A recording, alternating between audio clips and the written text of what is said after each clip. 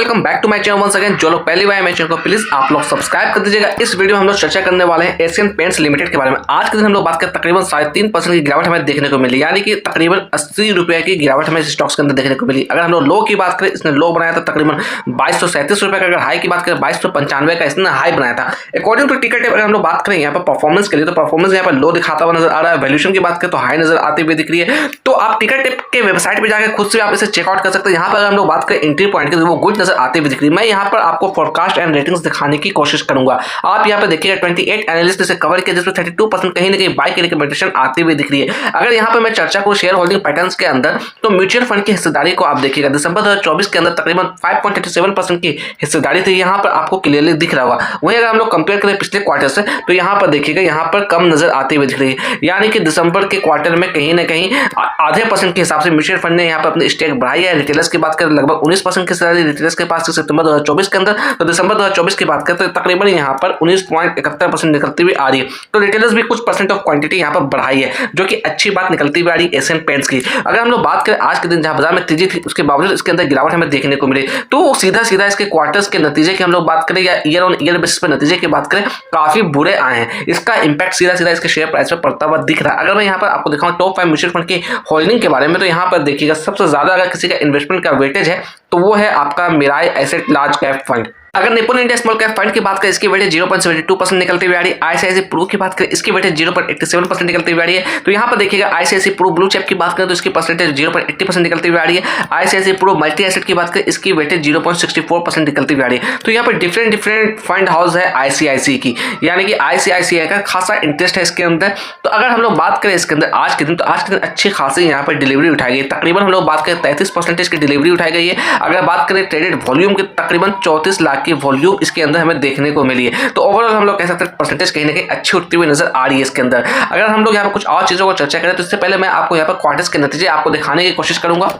यहाँ पर देखिएगा ये है सितंबर 2024 के क्वार्टर्स, ये है दिसंबर 2024 के क्वार्टर्स। ये जो आप रिजल्ट देख रहे हैं तो ये पब्लिकली अवेलेबल है, आप इसके वेबसाइट पे जाकर भी इसे चेकआउट कर सकते हैं। तो यहाँ पर देखा जाए तो क्वार्टर एंड क्वार्टर बेसिस पर शानदार से यहाँ पर नेट सेल्स के अंदर देखने को मिली है। प्रॉफिट की बात करें, नेट प्रॉफिट भी शानदार जंप नजर आती हुई दिख रही है। बट गड़बड़ जो हमें नजर आता हुआ दिख रहा है वो है ईयर ऑन ईयर बेसिस पे। आई होप यहाँ पर आपको नंबर क्लियरली दिख रहा होगा। यहाँ पर देखिएगा दिसंबर 2023 को कंपेयर करें दिसंबर 2024 से, तो रेवेन्यू के अंदर गिरावट हमें देखने को मिली है तकरीबन 6% की। अगर बात करें यहाँ पर नेट प्रॉफिट के अंदर, तो नेट प्रॉफिट के अंदर काफी बड़ी गिरावट हमें देखने को मिली, तकरीबन 23.5% की गिरावट हमें स्टॉक्स के अंदर देखने को मिली नेट प्रॉफिट में। अगर ऑपरेटिंग प्रॉफिट की बात करें, यहाँ पर देखिएगा तकरीबन 20.5% की गिरावट देखने को मिली। तो ईयर ऑन ईयर बेसिस पर कहीं ना कहीं बहुत ही बुरे नतीजे इसके आए हैं। तो मैं भी कहीं ना कहीं इसका इंपैक्ट सीधा सीधा पड़ता हुआ दिख रहा है इसके शेयर प्राइस के ऊपर। हम लोग आगे चार्ट पे 1 डे के टाइम फ्रेम मैंने यहाँ पे चार्ट लगा रखा है। उम्मीद है आपको चार्ट के यहाँ पे दिख रहा होगा। मैंने यहाँ पे इंडिकेटर भी इसके अंदर लगा रखा है। आप चाहे तो खुद से भी ये इंडिकेटर लगा के चेकआउट कर सकते हैं। ये इंडिकेटर पब्लिकली अवेलेबल है ट्रेडिंग व्यू के प्लेटफॉर्म। तो यहाँ पे देखिएगा कई दफा इसने एक रेंज बॉन्ड में काम करने की कोशिश की। यहाँ से अगर हम लोग बात करें तो अपसाइड का मूव दिखाया, 3600 के लेवल्स को अप्रोच करने की कोशिश की। लगभग 2022 की मैं बातें कर रहा हूं। उसके बाद बात करें फिर गिरावट हमें देखने को मिली। तकरीबन इसने 2800 का बॉटम बनाया, वापस से पुल बैक मारा, 3400 के आसपास इसे रिजेक्शन देखने को मिली, वापस गिरावट देखने को मिली।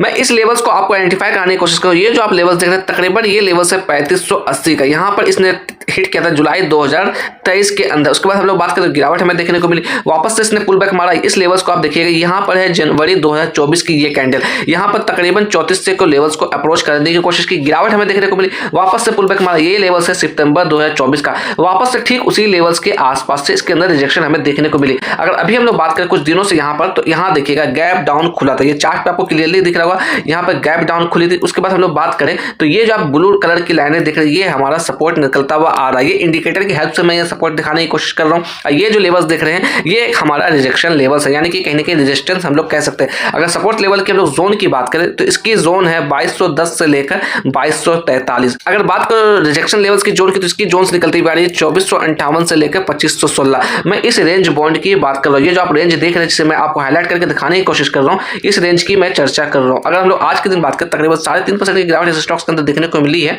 तो मैं यहाँ पर थोड़ा आपको जूम इन करके दिखाने की कोशिश करूँ, ठीक अपने कहीं ना कहीं सपोर्ट जोन के आसपास ट्रेड करता हुआ ये दिख रहा है। एक दफा नहीं, यहाँ पर देखिए पिछले कुछ दिनों से लगातार इसी रेंज में ये ट्रेड करता हुआ दिख रहा है। अगर हम लोग अपसाइड की बात करें तो ये हमारा कहीं कहीं ना कहीं रिजेक्शन लेवल होना चाहिए और यही लेवल हमारा सपोर्ट लेवल होना चाहिए। अगर मैं 1 डे की जगह पर 1 वीक के टाइम फ्रेम में कर दूं ताकि आप इजीली आइडेंटिफाई कर पाएंगे कि अगर वहां से भी गिरावट हमें देखने को मिलती है तो किस जोन के पास ये आता हुआ दिख सकता है। तो यहाँ पे देखिए नेक्स्ट जो हमारा सपोर्ट बनता हुआ रहा है ये जोन आपका ये निकलता हुआ रहा है तकरीबन 1680 और 1790 के आसपास का ये जोन आता हुआ दिख रहा है। अकॉर्डिंग टू ट्रेडिंग व्यू में यहाँ पे फोरकास्ट आपको दिखाने की कोशिश करूंगा। यहाँ पे देखिएगा 37 एनालिस्ट ने इसे कवर किया है over the 1 year of time period. Maximum estimate दिया है 3650 का और मिनिमम एस्टिमेट दिया है 2000 का। तो आप इस फोरकास्ट को भी खुद से चेकआउट कर सकते हैं ट्रेडिंग व्यू के प्लेटफॉर्म पे जाकर।